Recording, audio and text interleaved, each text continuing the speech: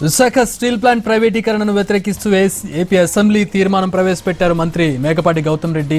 కేంద్ర ప్రభుత్వ నిర్ణయాన్ని ఏపీ సర్కార్ వ్యతిరేకిస్తోంది.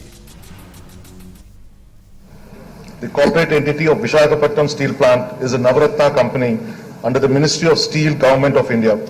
It's the largest public sector industrial unit in the state, creating employment opportunities for close to around 20,000 people, directly and many other indirect employment opportunities in the city of Visakha.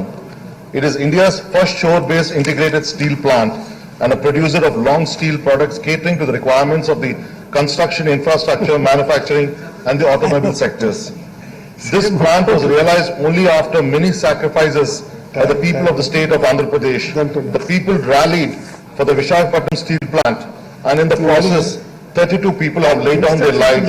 On the 17th April 1970, the then Prime Minister of India announced the government's decision to establish a steel plant at Visakha, culminating the decade-long public agitation, Visakha Ukku, Andhrula Hakku in the undivided Andhra Pradesh.